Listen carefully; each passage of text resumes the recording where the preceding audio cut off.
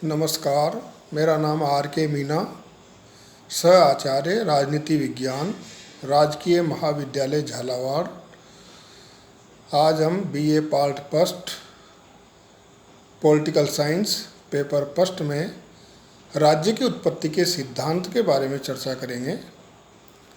राज्य की उत्पत्ति किस प्रकार से हुई, इसके बारे में कुछ सिद्धांत हैं, जैसे देवी उत्पत्ति का सिद्धांत, शक्ति सिद्धांत, पितृसत्तात्मक सिद्धांत, मातृसत्तात्मक सिद्धांत और सामाजिक समझौता सिद्धांत, विकासवादी सिद्धांत।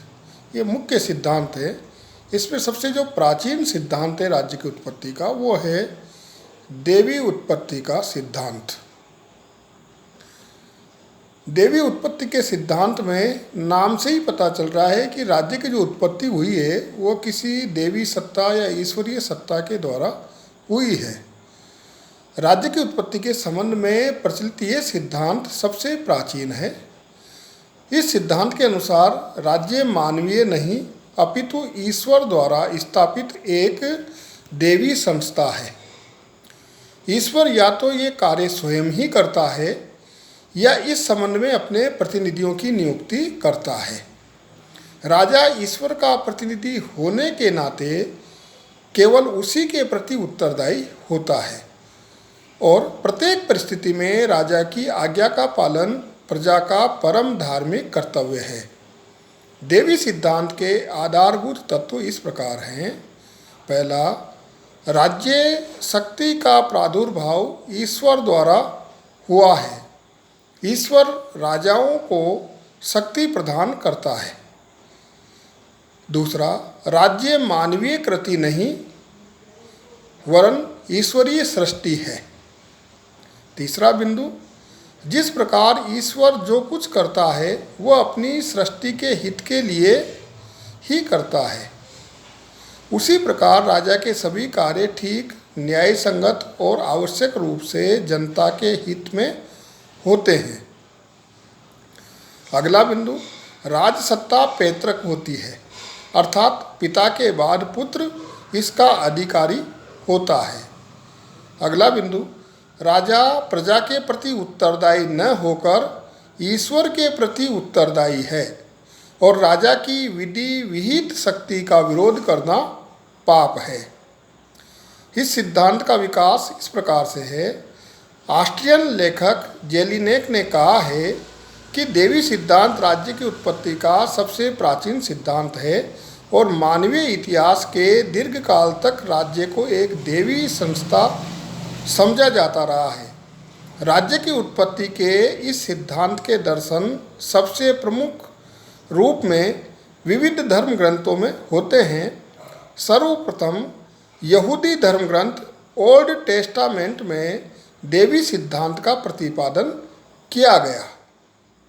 इस पुस्तक में राजा को ईश्वर का प्रतिनिधि मानते हुए कहा गया कि राजा केवल ईश्वर के प्रति ही उत्तरदायी होता है। ईसाई धर्म ग्रंथ बाइबल में भी लिखा है कि प्रत्येक आत्मा को उच्चतर शक्तियों के अधीन रहना चाहिए, क्योंकि ईश्वर की शक्ति के अतिरिक्त अन्य कोई शक्ति नहीं है। इस सिद्धांत का सबसे प्रबल समर्थन 17वीं सदी में स्टुअर्ट राजा जेम्स प्रथम द्वारा अपनी पुस्तक में किया गया। उसने कहा कि राजा लोग पृथ्वी पर परमात्मा की श्वास लेती हुई मूर्तियां हैं, इसलिए उन्हें ईश्वर कहना चाहिए।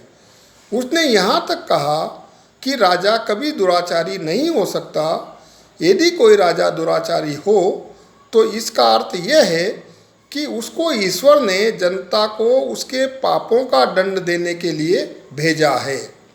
अतः यदि जनता ऐसे राजा से छुटकारा पाने की चेष्टा करती है तो इसका ये कार्य सर्वथा अनुचित और कानून विरुद्ध है। मतलब ये कि हर हाल में राजा के आदेश का पालन जनता को करना ही पड़ेगा। एक अन्य स्थान पर उसने लिखा है कि एक दुष्ट राजा के आचरण की जांच भी ईश्वर के द्वारा ही की जा सकती है। उसके प्रजाजनों या अन्य किसी मानवीय सत्ता द्वारा नहीं। रॉबर्ट फिल्मर ने भी यही प्रतिपादन किया है कि राजा को शासन शक्ति ईश्वर से प्राप्त होती है। लुई 14वें के स्वेच्छाचारी राज्य का समर्थन करते हुए बूजे ने बतलाया था कि राजतंत्र सर्वोत्तम प्रकार का राजनीतिक संगठन है और राजा का राज्य में वही स्थान है जो पिता का कुटुंब में राजा ईश्वर का प्रतिबिंब है। धन्यवाद।